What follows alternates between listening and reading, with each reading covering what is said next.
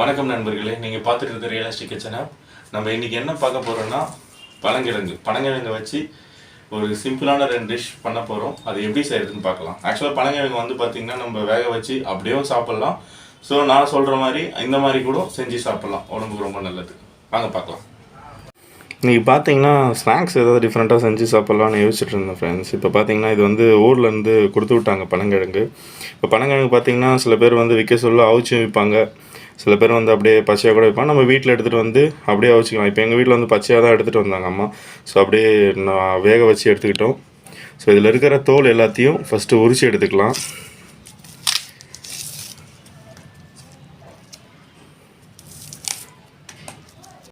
இப்போ பார்த்தீங்கன்னா இந்த தோலை ரிமூவ் பண்ணியாச்சு. இதில் வந்து பார்த்திங்கன்னா இந்த முனையில் இருக்கிறது எல்லாத்தையுமே பார்த்திங்கன்னா இந்த மாதிரி கட் பண்ணி எடுத்துக்கலாம்.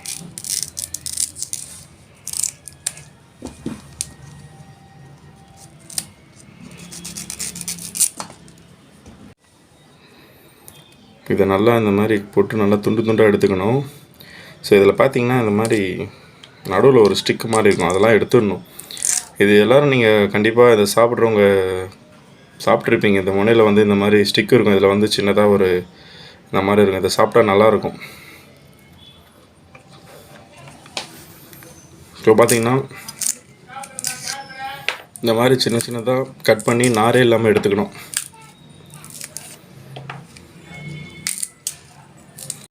இப்போ பார்த்தீங்கன்னா இது இந்த மாதிரி துண்டாக கட் பண்ணிக்கலாம். துண்டாக கட் பண்ணிவிட்டு இதில் நார்லாம் இருந்துச்சுன்னா அப்படியே இப்படி சுரண்டி எடுத்துருங்க. நார்லாம் வந்துடும். அப்படியே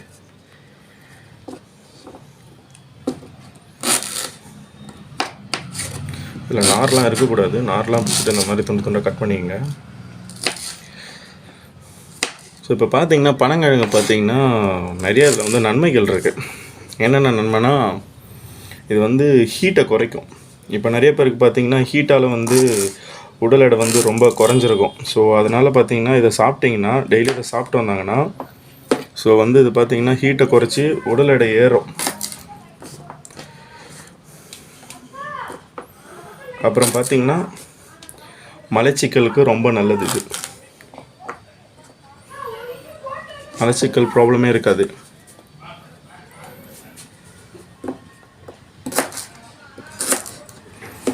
இதில் இரும்பு சத்து அதிகமாக இருக்கிறதுனால சீக்கிரமாக ரத்த சோகை வந்து குணமாகும். இது வந்து இம்யூனிட்டி நல்லா பூஸ்ட் பண்ணி கொடுக்கும்.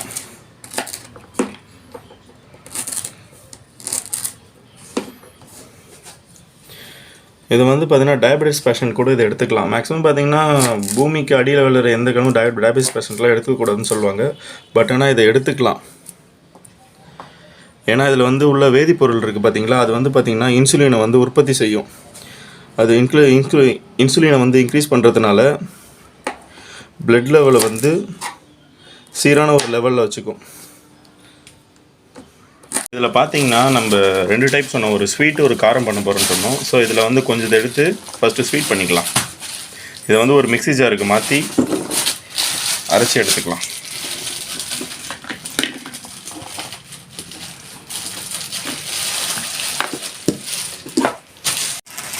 தண்ணியில் இதை மிக்ஸ் பண்ணக்கூடாது. இதோ இந்த பதத்துக்கு லைட்டாக அரைச்சாலே போதும். ஏன்னா இது வந்து பார்த்திங்கன்னா கொஞ்சம் உதிரியாக இருக்கணும். உதிரியாக இருந்தால் தான் நல்லாயிருக்கும்.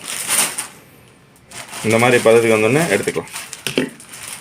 இதில் பார்த்திங்கன்னா 2 ஸ்பூன் சுகர் ஆட் பண்ணிக்கலாம். உங்களுக்கு தேவையான டேஸ்ட் ஸ்வீட்டுக்கு ஏற்ற மாதிரி நீங்கள் சுகர் ஆட் பண்ணிக்கலாம். அப்புறம் பார்த்திங்கன்னா கொஞ்சோண்டு தேங்காய் பூ ஆட் பண்ணிக்கலாம்.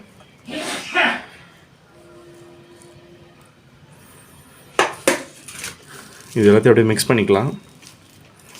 ஸ்வீட்டு போட்டு பனங்கிழங்கு வந்து தேங்காய் பூ போட்டு தூவி எடுத்த உடனே இது ரெடி ஆகிடுச்சு. இது அப்படியே சாப்பிட்லாம். நல்லா டேஸ்ட்டாக இருக்கும். நீங்களும் வீட்டில் இதை ட்ரை பண்ணுங்கள். இப்போ அடுத்தது இந்த காரம், பனங்கிழங்கு வச்சு காரம் எப்படி செய்யுதுன்னு பார்க்கலாம் வாங்க. இதில் பார்த்திங்கன்னா 2 பல் பூண்டு, 2 காஞ்ச மிளகா, ஒரு பச்சை மிளகா, இதை போட்டு லைட்டாக அரைச்சிக்கலாம்.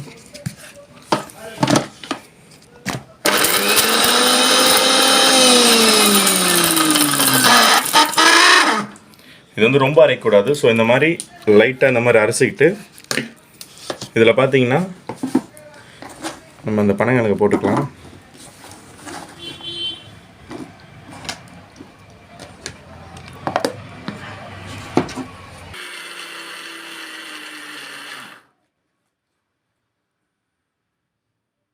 நம்ம இந்த மாதிரி கெட்டி பதத்துக்கு இதை அரைச்சிக்கலாம். இந்த கெட்டி பதத்துக்கு அரைச்சா தான் இந்த காரம் வந்து நல்லாயிருக்கும். ஸோ இதை வந்து ஒரு பவுலில் மாற்றிக்கலாம். இந்த காரத்தை வந்து பார்த்திங்கன்னா நல்லா இந்த மாதிரி உருண்டை மாதிரி பிடிச்சி அழகாக அதை வச்சு சாப்பிட்லாம். பார்த்திங்கன்னா ரெடி ஆகிடுச்சு. ரெண்டுமே நல்லாயிருக்கு. நான் இதில் ஒன்று உங்ககிட்ட சொல்ல மறந்துட்டேன். என்னென்னா, நம்ம காரம் சேர்க்க சொல்ல உங்களுக்கு தேவைன்னா சால்ட் ஆட் பண்ணிக்கலாம். சில பேர் வந்து வேக வைக்க சொல்ல பார்த்திங்கன்னா சால்ட்டு போட்டு வேக வைப்பாங்க. ஸோ நம்ம தேவைன்னா சால்ட் ஆட் பண்ணிக்கலாம். சால்ட் ஆட் பண்ணாலும் நல்லாயிருக்கும். ஸோ இந்த ட்ரை பண்ணி பாருங்கள், நல்லாயிருக்கும். சாப்பிட்டுட்டு எப்படி இருக்குன்னு சொல்லுங்கள். ஓகே நண்பர்களே, நம்ம இதை வந்து எப்படி செய்கிறதுன்னு பார்த்தோம். ஸோ இந்த மாதிரி வீட்லேயும் நீங்கள் பனங்கிழங்கு வச்சு ட்ரை பண்ணி பாருங்கள், கண்டிப்பாக நல்லாயிருக்கும்.